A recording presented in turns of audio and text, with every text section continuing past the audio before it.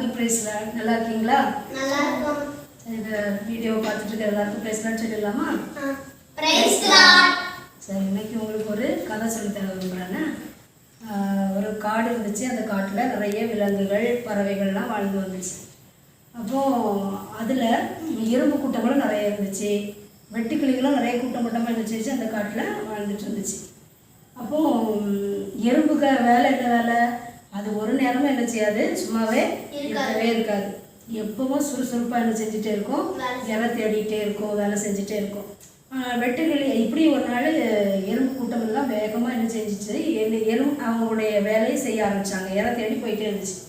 இதை பார்த்ததால வெட்டுக்கிளி கூட்டத்தில் ஒரு வெட்டுக்கிளி பார்த்து சொல்லிச்சு, ஏன்டா எப்போவுமே நீ என்ன பண்ணுற, சும்மாவே இருக்க மாட்டியா, அமைதியாகவே இருக்க மாட்டியா, இப்பவும் துருத்துருன்னு என்ன செஞ்சிட்ருக்குற, வேலை செஞ்சுட்டே இருக்கிற, கொஞ்சமாவது அமைதியாக உட்காரலாம்ல ஒரு இடத்துல அப்படின்னு சொல்லி இந்த வெட்டுக்கிளி அந்த எறும்பை பார்த்து ரொம்ப இதுவாக பேச ஆரம்பிச்சு, கிண்டலாக பேச ஆரம்பிச்சிச்சு.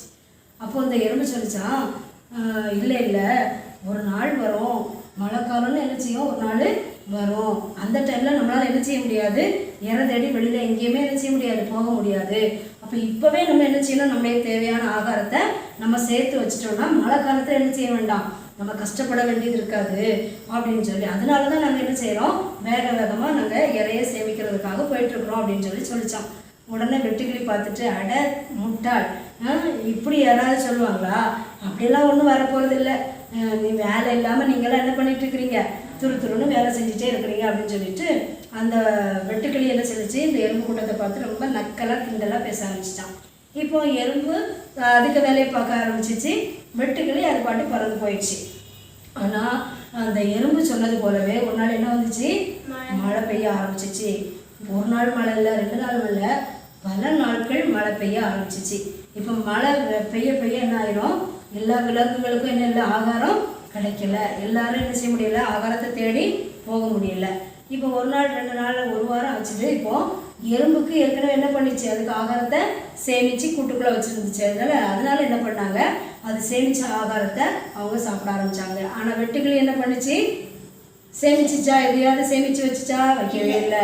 அன்னன்னைக்குள்ள ஆகாரத்தை நான் பார்த்துக்கிடுவேன் அப்படின்னு சொன்னேன். இந்த வெட்டுக்கிளிக்கு என்ன ஆயிடுச்சுன்னா, மழை தொடர்ந்து பெய்ததுனால அதுக்கு இறைய தேடி அதால் என்ன செய்ய முடியல, போக முடியல. ஆகாரம் இல்லைன்னா என்ன செய்ய முடியாது, உயிர் வாழ முடியுமா, உயிர் வாழ முடியாது. அதனால வெட்டுக்கிளி பார்த்துச்சு என்ன ஆயிடுச்சுன்னா, அந்த மழைக்காலம் முடிகிறதுக்குள்ளால வெட்டுக்கிளிகள் எல்லாம் அப்படியே கொஞ்சம் கொஞ்சமாக சாக ஆரம்பிச்சிச்சு.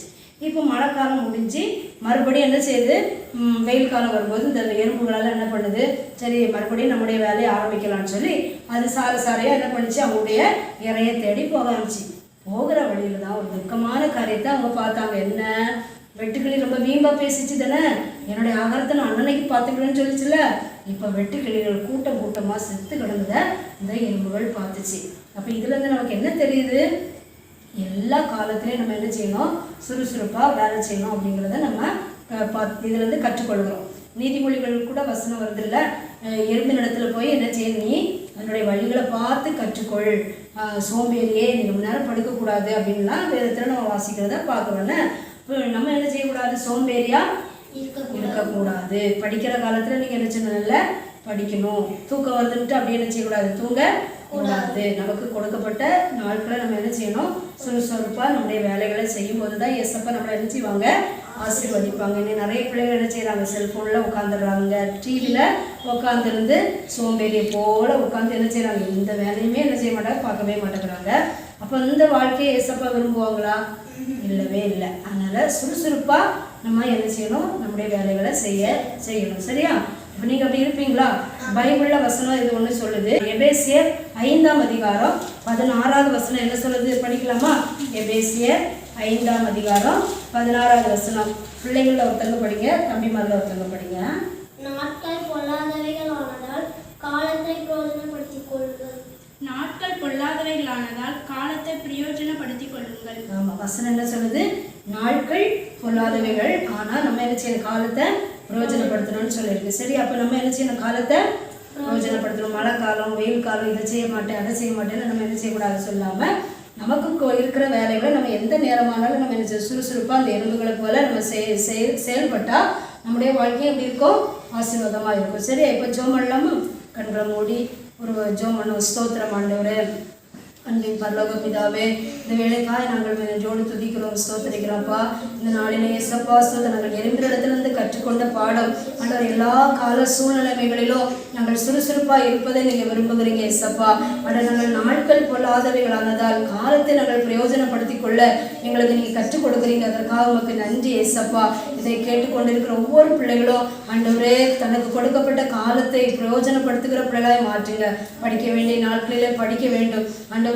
சோம்பேறிய போல பிள்ளைகள் இருக்கக்கூடாது ஆண்டவரே. எல்லாரும் நல்ல கிருபைகளை தாங்க ஏசப்பா. ஸ்தோத்திரம் ஸ்தோத்திரம் ஸ்தோத்திரம் ஆண்டவரே. அப்படி நீங்க செய்ய போற கிருபைகளுக்காக நன்றி. இயேசுவின் மூலமே ஜெபங்கள் நல்ல பிதாவே, ஆமென். என் ஆத்துமாவே கர்த்தரை ஸ்தோத்திரி, என் முழுவதுமே உம்முடைய பரிசுத்த நாமத்தை ஸ்தோத்திரி. என் ஆத்துமாவே கர்த்தரை ஸ்தோத்திரி, அவர் செய்த சகல உபகாரங்களையும் மறவாதே. ஆமென். இதை பார்த்து கொண்டிருக்கிற வியூவர்ஸ்க்கு நான் சொல்றது என்னன்னா, நம்ம வேதத்தில் கற்றுக்கொண்டது போல காலத்தை நம்ம பிரயோஜனப்படுத்தணும்.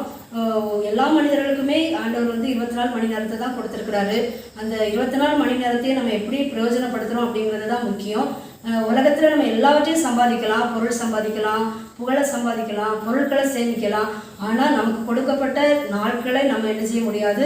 அது இழந்து போனால் மறுபடியும் பெற்றுக்கொள்ள முடியாது. நேரத்தை இழந்து போனால் மறுபடியும் நமக்கு அந்த நேரம் கிடைக்காது. ஆகவே கிடைக்கப்பட்ட நமக்கு ஆண்டவர் கொடுத்த இந்த நேரத்தை, காலத்தை நம்ம சரியாக பிரயோஜனப்படுத்தினா ஏசப்பா உண்மையிலே உங்களையும் ஆசீர்வதிப்பார். தேங்க்யூ. இந்த வீடியோ உங்களுக்கு பிடிச்சிருந்தா